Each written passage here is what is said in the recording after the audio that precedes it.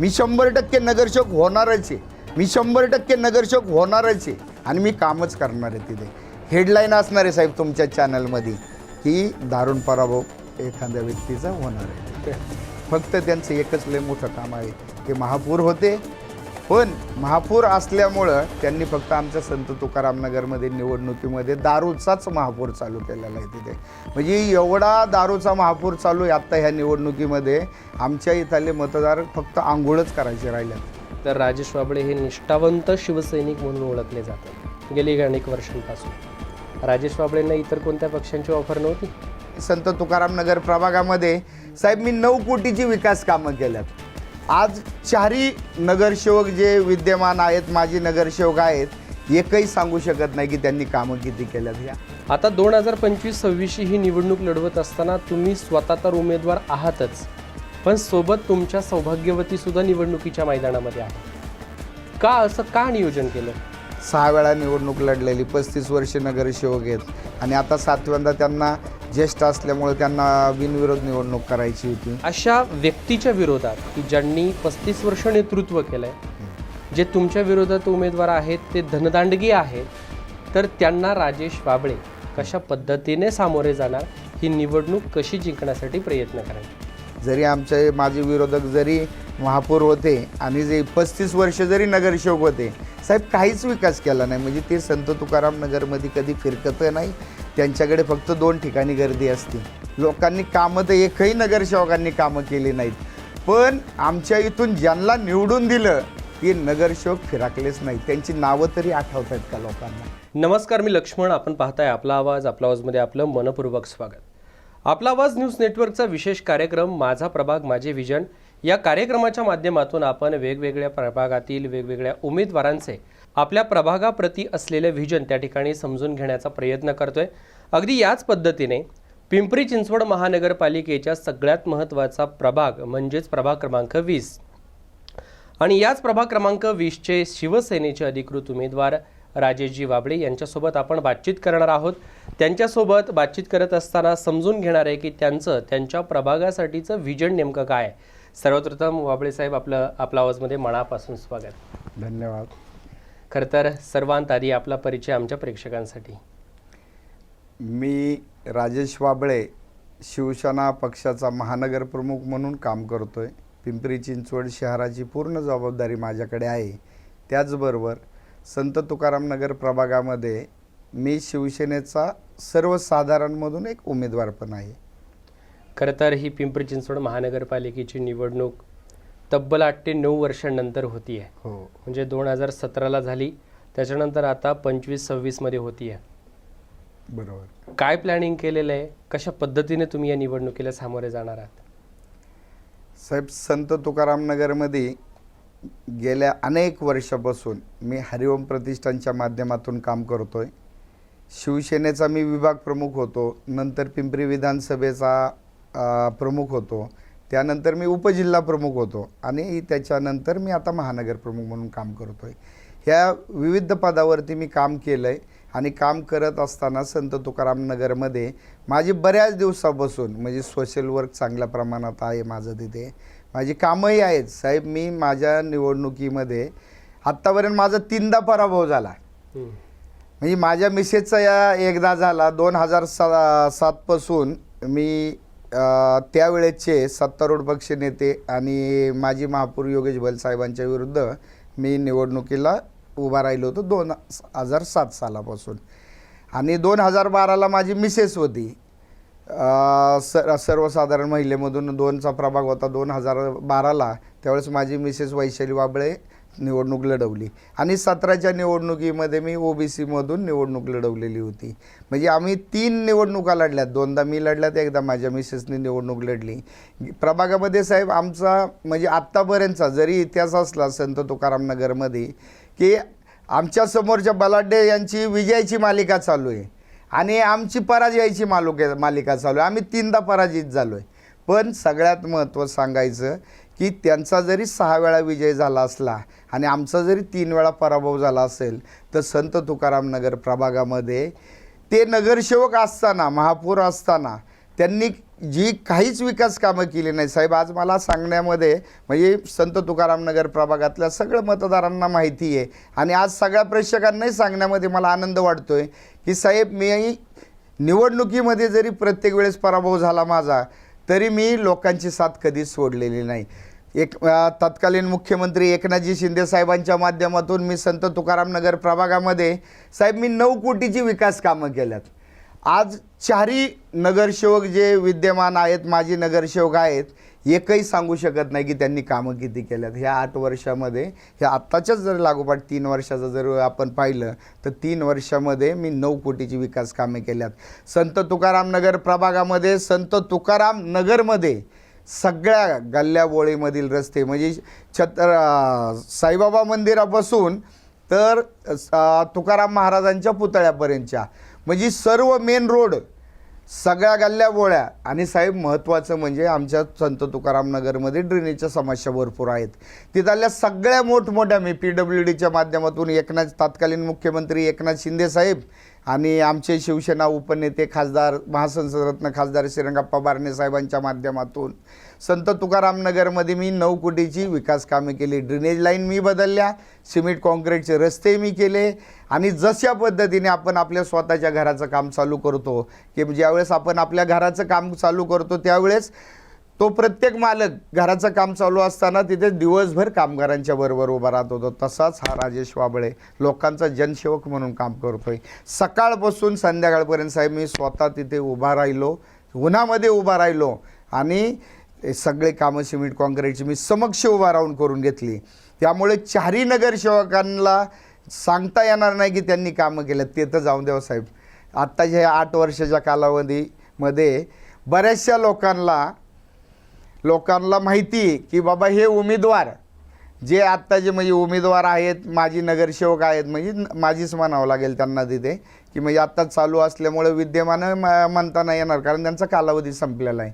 तर त्या उमेदवारांना सुद्धा म्हणजे मतदारांना आत्तापर्यंतचा अनुभव पाहिला की मतदारांना सांगायला सुद्धा म्हणजे मतदार सांगतील तुम्हाला की म्हणजे असा एखाद्या मतदाराला जर प्रश्न विचारला की कोणत्या नगरसेवकांनी किती कामं केल्यात, कामं तर सोडावं साहेब. लोकांनी कामं तर एकही नगरसेवकांनी कामं केली नाहीत. पण आमच्या इथून ज्यांना निवडून दिलं ते नगरसेवक फिराकलेच नाहीत, त्यांची नावं तरी आठवत आहेत का लोकांना.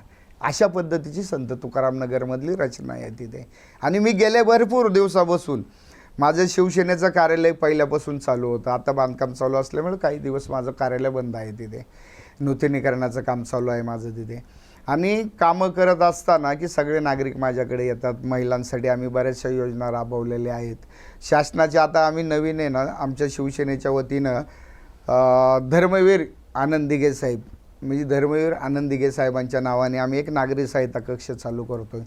पिंपरी चिंचवड शहरामध्ये आम्ही 51 ठिकाणी नागरी सहायता केंद्र स्थापन करायचा प्रयत्न केला, पण अचानक आचारसंहिता लागल्यामुळे आमची ते उद्घाटन राहिल्यात.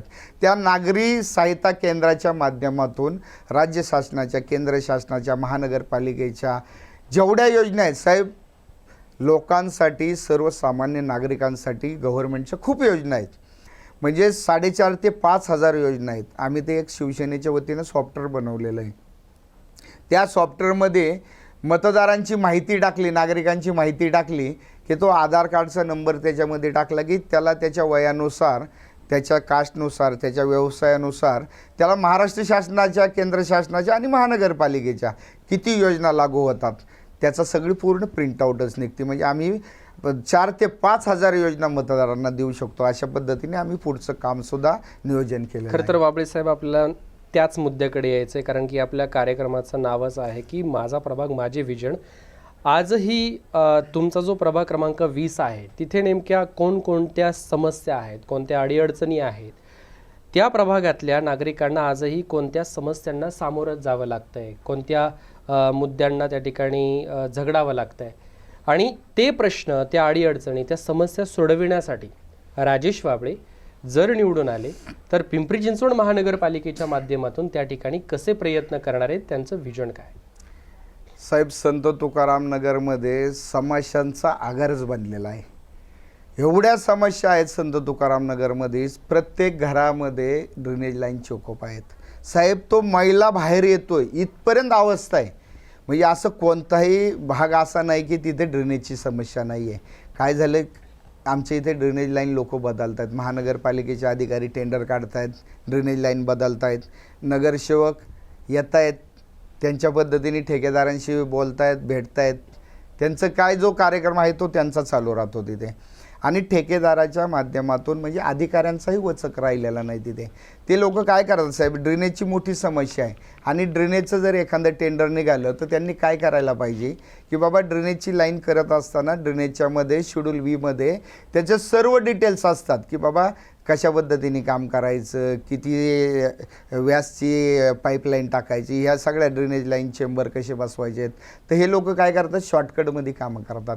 म्हणजे प्रत्येक चेंबर घुशीने पोकारलेले आहेत. ॲक्च्युली चेंबर सगळे ना चेंबर पूर्ण तोडायलाच पाहिजेत आणि नव्या विटामध्ये त्यांनी बांधकाम करायला पाहिजे. तर हे लोक काय करतात की ते चेंबरला दोन्ही साईडनी होल मारतात, त्याच्यातून पाईप टाकतात पूर्ण आणि त्या चेंबरला फक्त सिमेंट कॉन्क्रीट थोडंसं सिमेंट लावायचं आणि डागडुजी करायची आणि फोटो GPS फोटो वगैरे दाखल करायचं. त्याच्यामुळं काय होतं आहे, चेंबर तोडले जात नाहीत. चेंबर तोडले जात नाही की लगेच महिनाभरामध्ये ते चेंबर फुल होतात. घुशीचं साम्राज्य लागलेलं आहे.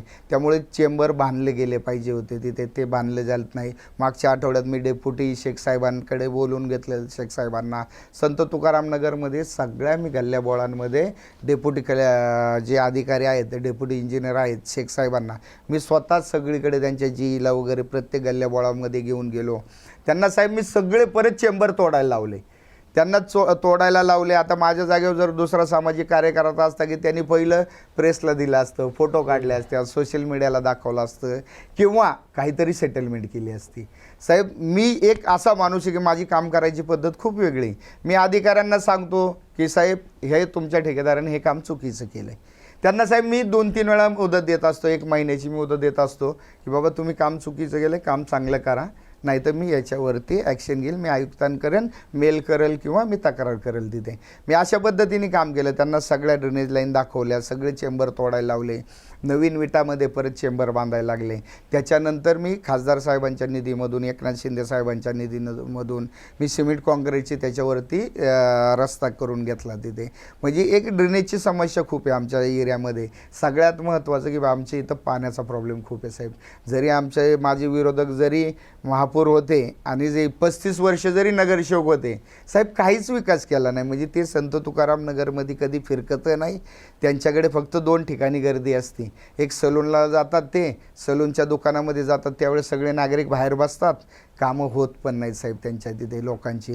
आणि सकाळी बॅडमिंटनला गेल्यानंतर लोक तिथं दारात उभा राहतात. साहेब अक्षरशः तुम्हाला सांगतो वयस्कर लोकसुद्धा त्यांच्या पाया पडतात. ॲक्च्युली जे लोकप्रतिनिधी आहेत यांनी वयाचा विचार केला पाहिजे की बाबा आपले वयस्कर लोक आहेत, त्यांनी आपल्या पाया नाही पडलं पाहिजे तिथे.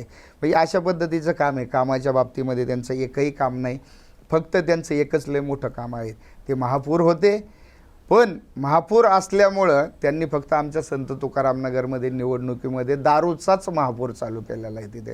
म्हणजे एवढा दारूचा महापौर चालू आहे आत्ता ह्या निवडणुकीमध्ये. आमच्या इथले मतदार फक्त आंघोळच करायचे राहिल्यात, एवढ्या पद्धतीने दारूचं वाटप चाललं आहे साहेब. ती दारू सगळी दीव दमनमधली दारू आहे, डुप्लिकेट दारू आहे. 18-20 रुपयाची दारूमध्ये ते सगळ्या डुप्लिकेट दारू आहे. आणि मतदारसुद्धा पाहत नाहीत की बाबा त्याच्यातले चांगले पण खूप लोक आहेत, पण काही लोकांना जरी व्यसनाची सवय लागली आहे की ती व्यसनाची लोक पाहत नाहीत की ती दारूची बॉटल ओरिजिनल आहे का, त्याच्यावरची डेट काय आहे का. हे सगळ्या डुप्लिकेट दारू आहेत. आणि त्या डुप्लिकेट दारूंमुळं आमच्या संत तुकाराम नगरमध्ये साहेब बऱ्याच लोकांना पॅरालिसिस झाल्यात, कोड फुटलेले आहेत साहेब, अक्षरशः कोड फुटलेले आहेत. म्हणजे आमच्या इथल्या लोकप्रतिनिधींनी 35 वर्ष काम एकच केलं, लोकांना व्यसनावरील केलं. मी त्याच्यानंतर तुम्ही आत्ता प्रश्न विचारला की नगरसेवक झाल्यावरती काय करणार आहे, मी जाहीरपणे सांगतो आणि जबाबदारीने सांगतो, मी 100% नगरसेवक होणारच आहे आणि मी कामच करणार आहे तिथे. म्हणजे झाल्यावर काय करण्यापेक्षा नाही साहेब, मी होणारच आहे नगरसेवक. म्हणजे मी खात्रीने, म्हणजे आता तुकाराम नगरचा जर विचार पाहिला की आत्तापर्यंतचे जेवढे बलाढ्य उमेदवार होते साहेब, आत्ताची निवडणूकमध्ये सगळ्या पद्धतीने मॅनेज करायचा प्रयत्न केला. राष्ट्रवादी पक्षाने धुमाकूळ घातला आहे, पक्षाचा म्हणजे पैशाचा अति बाजार मांडला त्यांनी, म्हणजे सगळ्याच गोष्टी विकत घ्यायला लागल्यात. साहेब सगळ्या पक्षाचे लोक फोडलेले आहेत. आमच्या संत तुकाराम नगरमध्ये सगळ्या पक्षाचे पदाधिकारी फोडलेले आहेत आणि राष्ट्रवादी पक्षामध्ये त्यांना प्रवेश करून घेतला आहे.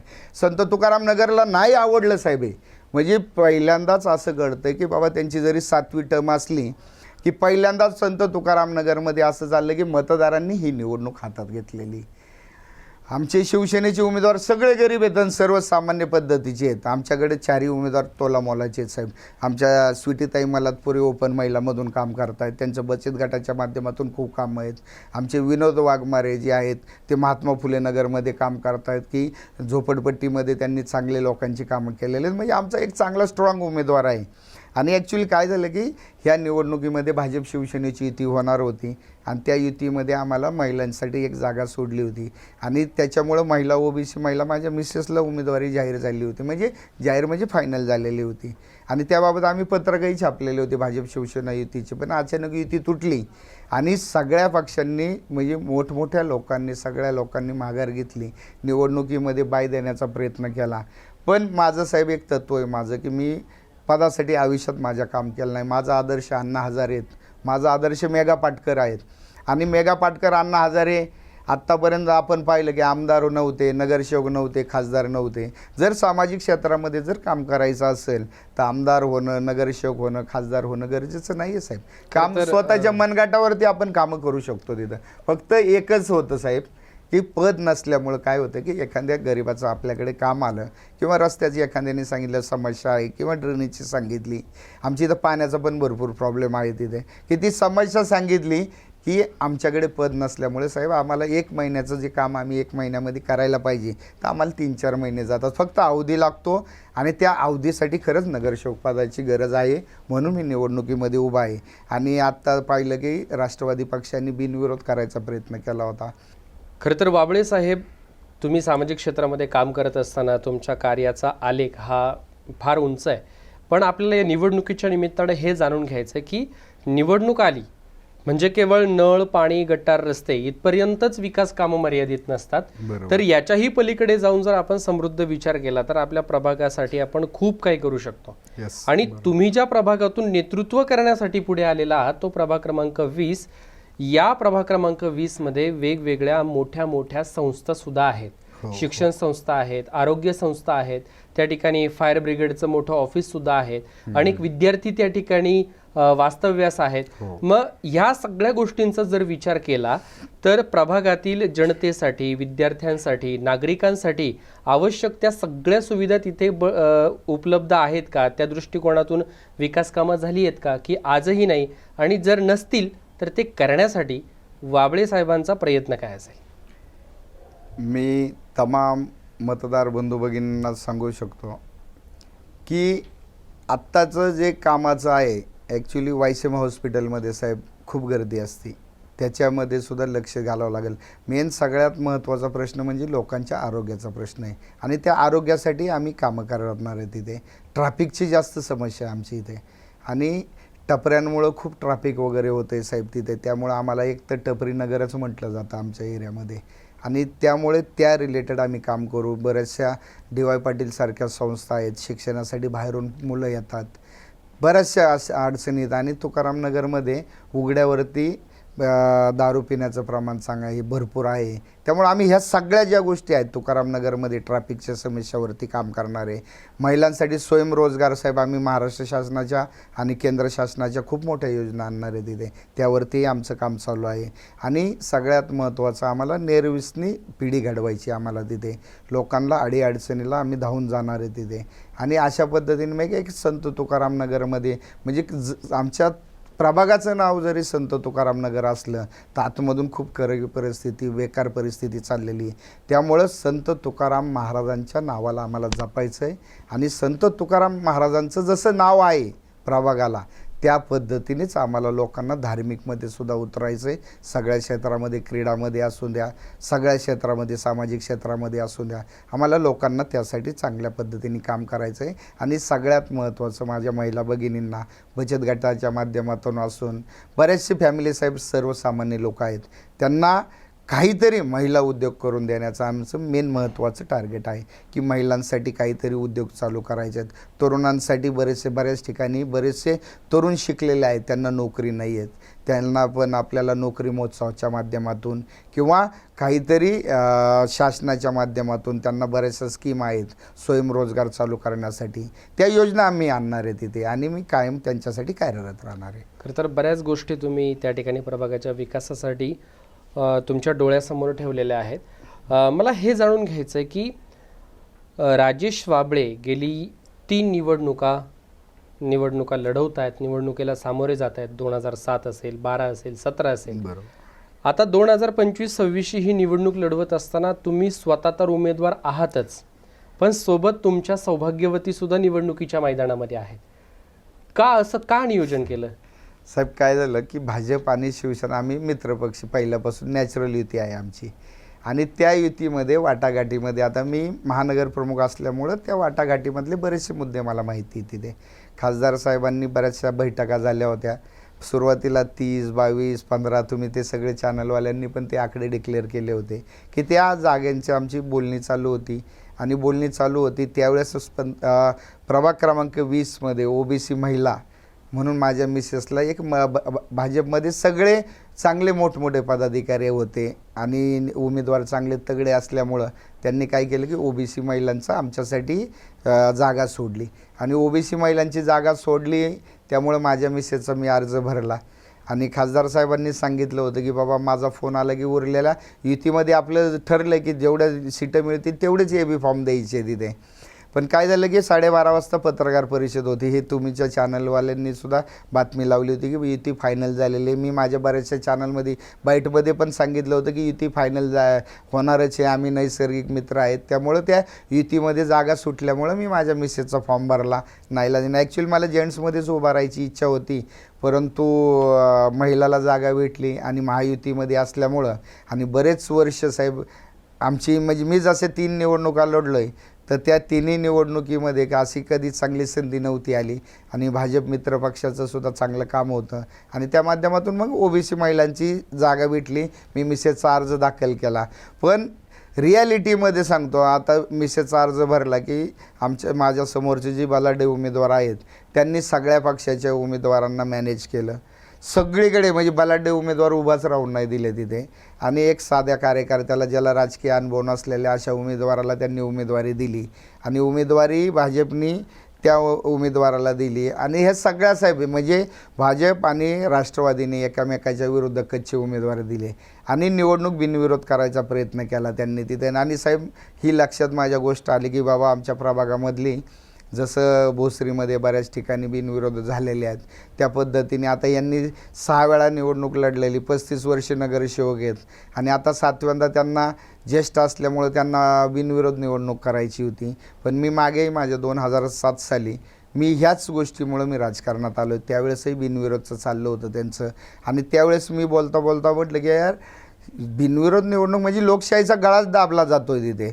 मग मी म्हटलं आपला उपयोग काय, आपण जर सोशल कार्यामध्ये जर एवढं अग्रेसिव्ह आपण काम करतो आहे, लोकांच्या अडीअडचणीला निर्माण जातो आहे, म्हणजे राजकीय याच्यात माझी इच्छा पण नव्हती साहेब राजकारणामध्ये तिथे आणि चांगलं एक सामाजिक क्षेत्रामध्ये काम करायची इच्छा होती आणि जेव्हा कळलं की साहेब हे बिनविरोधच्या मार्गी लागलेलं आहे आणि त्यावेळेस मग मी ठरवलं तिथं मी खासदार साहेबांशी पण बोललो ह्या विषयावरती. खासदार साहेबांनी पण मला म्हणजे हो पण नाही म्हटले आणि नाही पण नाही म्हटले. म्हणजे तिथे की मी सांगितलं की आपा अशा गोष्टी चाललेल्या आहेत आणि मग त्याच्यावरती मग शेवटी मी काय केलं की मी स्वतःही म्हटलं उभा राहायचं, आपल्याला बिनविरोध नाही द्यायची. साहेब मी जर अर्ज नसताना भरला की आज कोणताही उमेदवार तिथं नसता आणि योगेश भैल हे बिनविरोध होणार होते. म्हणजे पूर्ण नियोजित प्लॅन होता. मग मी त्या प्लॅनमध्ये साहेब माझं म्हणजे उभा राहण्याची इच्छा नव्हती. मी म्हटलं आता एक जागा आहे, ठीक आहे चला पक्षाने दिला आदेश दिला आपण त्या पद्धतीने काम करू.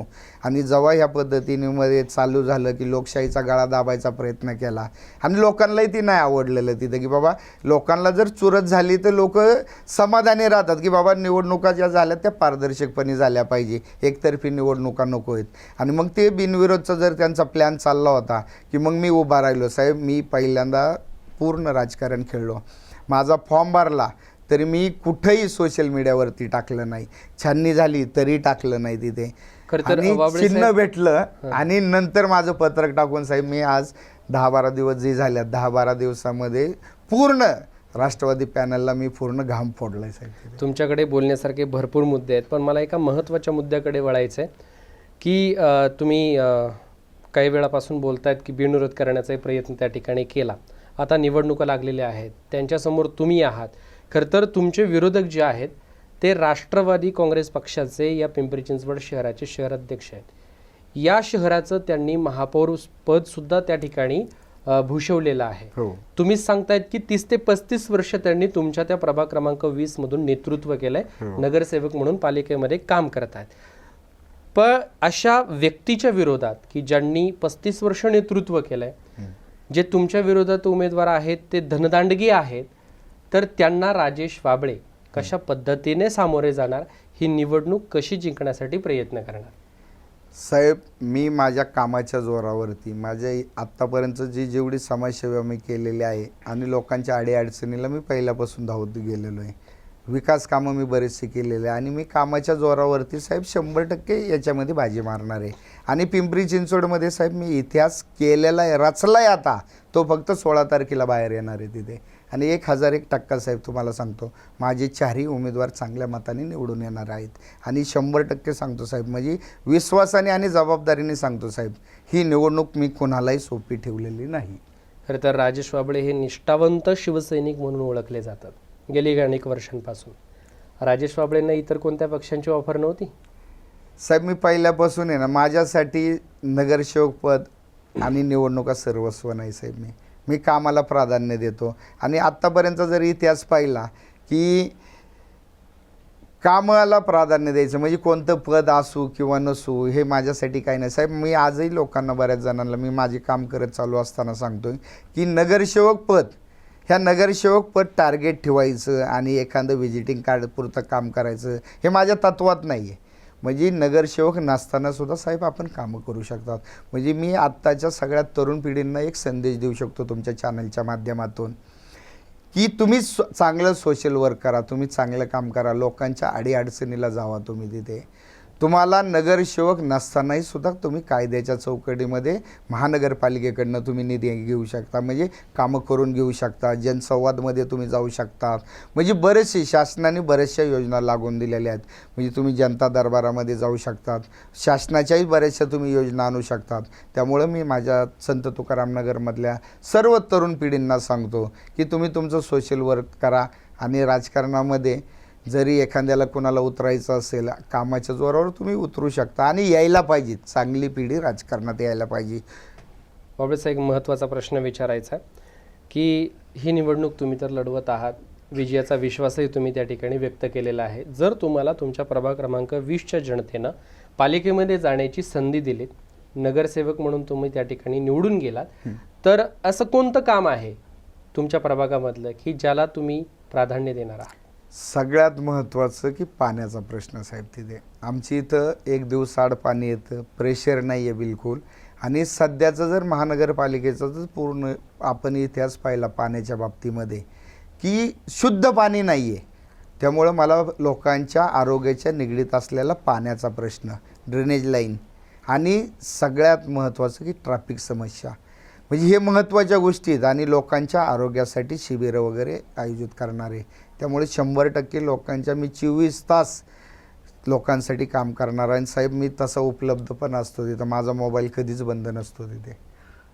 त्यामुळं 15 तारखेला मतदान आहे. हां, मतदानासाठी अवघे काही दिवस म्हणजे 2च दिवस बाकी राहिलेले आहेत. थोडक्यात काय सांगाल, तुमचं प्लॅनिंग कसं आहे आणि 16 तारखेच्या निकालाचा राजेश वाबळेंना काय विश्वास आहे? साहेब आता लोकांच्या याच्यामध्ये आम्ही प्रत्येक चारही आम्ही उमेदवार लोकांचे आशीर्वाद घेतोय, घर टू घर जातोय. आमच्या प्रभागामध्ये साहेब एक प्रथा झालेली आत्ता, म्हणजे पहिल्यांदाच असं घडायला लागलं आहे की सगळ्या राजकीय पक्षाची लोक एकही म्हणत नाही की आम्हाला 4 मतदान द्या. सगळेजण म्हणतात आम्हाला 1 द्या, कोण म्हणतंय 2 द्या. पण शिवसेना पक्ष असा आहे की 4ही मतदान मागतोय. आणि आम्ही साहेब 4 जण एकत्र फिरतोय, 4 जण आम्ही दर्शनाला जातोय, भेटीला जातोय. आणि लोकांचा एवढा रिस्पॉन्स चांगला भेटतोय साहेब की आमचे चारही उमेदवार चांगल्या पद्धतीने निवडून येतील आणि चांगले कामंसुद्धा करतील तिथे. खरं तर तुमच्या शिवसेना पक्षाचे संपूर्ण पिंपरी चिंचवड शहरामध्ये पालिकेसाठी या निवडणुकीत एकूण मला वाटतं 60 उमेदवार 60 उमेदवार आहेत. निवडणुकीच्या मैदानामध्ये आहेत. बरोबर. या 60 पैकी किती उमेदवार त्या ठिकाणी विजय होतील, काय विश्वास वाटतो? साहेब, शिवसेनेच्या इतिहासात म्हणजे आत्तापर्यंतच्या पिंपरी चिंचवड महानगरपालिकेच्या निवडणुकीमध्ये इतिहासात जेवढे नगरसेवक आले नाहीत शिवसेनेच्या, त्याच्यापेक्षा डबलनी उमेदवार वाढणार आहे. डबल टिबलनी आमचे नगरसेवक होणार आहेत. आणि साहेब, मी तुमच्या चॅनलच्या माध्यमातून सांगतो, सगळे जरी आमचे मित्रपक्ष असले तर शिवसेनेला विश्वासात घेतल्याशिवाय महापौर कोणाचाही बसणार नाही. अशी चांगली निर्णायक आमची संख्या शिवसेनेची असेल. आणि आत्ताचं जर पाहिलं की आम्ही प्रचाराच्या दरम्यान सगळीकडे फिरतो आहे साहेब, लाडकी योजना आणि एकनाथ शिंदे साहेबांनी जी मुख्यमंत्री असताना कामं केली आणि जो 24 तास अवेलेबल असलेला मुख्यमंत्री महाराष्ट्र शासनाला लाभला, म्हणजे आत्तापर्यंतच्या इतिहासामध्ये नोंद घेण्यासारखं आहे की एकनाथ शिंदेसारखा माणूस ज्यावेळेस एवढ्या मोठ्या पदावरती एकनाथ शिंदे साहेब आमचे नेते काम करतायत आणि शिवसेना त्यांच्या मार्गदर्शनाखाली चालू होती. आता प्रत्येक घरामध्ये गेले की लोक स्वतः सांगतात की नाही, आमच्या भावाचा पक्ष आहे. लाडक्या बहिणी खरंच सांगतात साहेब तिथे. आम्हाला एवढं एकनाथ शिंदे साहेबांच्या माध्यमातून फायदा झाला, धनुष्यबाण घराघरी पोहोचला आणि लाडकी बहीण योजनेमुळे एकनाथ शिंदेंना खूप फायदा झाला. साहेब, मागच्या एका चॅनलमध्ये हाच प्रश्न म्हणजे आत्ताचे जे मुख्यमंत्री आहेत देवेंद्र फडणवीस साहेबांना विचारला होता, पत्रकारांनीच विचारला होता की लाडकी बहीण योजना कधीपर्यंत चालू राहणार. त्याच्यावरती फडणवीस साहेबांनी मुख्यमंत्री आहेत आणि मुख्यमंत्री म्हणून त्यांनी उत्तर दिलं की देवेंद्र फडणवीस जोपर्यंत मुख्यमंत्री आहेत तोपर्यंत ती योजना चालू होते. आता त्याच्यानंतर हाच प्रश्न सेम आमच्या एकनाथ शिंदे साहेबांना, उपमुख्यमंत्री साहेबांना पत्रकारांनी विचारला. तर आमच्या एकनाथ शिंदे साहेबांनी एक मार्मिक उत्तर दिलं आणि लोकांच्या हृदयामध्ये बसलं ते उत्तर. एकनाथ शिंदे साहेबांनी असं उत्तर दिलं की जोपर्यंत एकनाथ शिंदे अस्तित्वात आहे ना तोपर्यंत लाडकी योजना चालू राहील. साहेब, त्याच्यामुळं सगळ्या महिला भगिनीमध्ये एक विश्वासाचं नातं निर्माण झालं आहे. शिवसेना, एकनाथ शिंदे, लाडकी बहीण योजना, लाडका भाऊ, अशा पद्धतीने एवढे मतदार आमच्यावरती साहेब खूप म्हणजे आम्हाला प्रत्येक घरामध्ये जातं की ऑप्शन केलं जातं आहे आम्हाला. म्हणजे आमच्या इतिहासामध्ये आता मी माझ्या 3-4 निवडणुकीचा अनुभव आहे, एवढा अनुभव होता. पण पहिल्याच निवडणुकीमध्ये साहेब सांगतो की नागरिक एकनाथ शिंदे साहेब घरघरी पोहोचलेले आहेत आणि एकनाथ शिंदे साहेब, खासदार श्रीरंगाप्पा बारणेंच्या कामाच्या माध्यमातून साहेब आम्हाला ही निवडणूक खूप सोपी झाली. त्यामुळे पिंपरी चिंचवड शहरामध्ये एक शिवसेनेचा इतिहास निर्माण होणार आहे, एवढं जबाबदारीने सांगतो. आणि 100% आमचे नगरसेवक खूप जास्त होणार आहेत. आणि त्यात प्रभागामध्ये साहेब मी सांगितल्या पद्धतीने 16 तारीखच बाकी निकाल लागलेला आहे, नागरिकांनी ठरवलेलं आहे आणि शिवसेनेचे आमचे 4ही उमेदवार बहुमताने निवडून येणारे साहेब. हेडलाईन असणार आहे साहेब तुमच्या चॅनलमध्ये की दारुण पराभव एखाद्या व्यक्तीचा होणार आहे तिथे. खरं तर हे होते प्रभाग क्रमांक 20 मधील शिवसेनेचे अधिकृत उमेदवार राजेशजी वाबळे, की ज्यांच्यासोबत आपण माझा प्रभाग माझे विजन या विशेष कार्यक्रमाच्या माध्यमातून आपण संवाद साधला. त्यांचे आपल्या प्रभागाप्रती असलेलं विजन या ठिकाणी समजून घेण्याचा प्रयत्न केला. खरं तर बोलता बोलता त्यांनी एका महत्त्वाच्या मुद्द्याला त्या ठिकाणी हात घातला. एक मुद्दा त्यांनी नमूद केला की तो म्हणजे पिंपरी चिंचवड महानगरपालिकेचा जो कोणी महापौर होईल त्याच्यामध्ये शिवसेनेची निर्णायक भूमिका त्या ठिकाणी राहणार आहे. आणि खरं तर साहेब, या वाक्यामध्ये कुठेतरी तथ्य आहे. 100% साहेब, 100%. आणि मित्रपक्षाला याची जाणीव होईल की आपण युती करायला पाहिजे होती. तर अशाच पद्धतीच्या आपण वेगवेगळ्या प्रभागातील अनेक उमेदवारांना त्या ठिकाणी भेटणार आहोत आणि त्यांचं सुद्धा आपल्या प्रभागाप्रती असलेलं विजन समजून घेण्याचा प्रयत्न करणार आहे. तुम्ही कुठेही जाऊ नका, पाहत राहा फक्त आपला आवाज. धन्यवाद. धन्यवाद. जय महाराष्ट्र.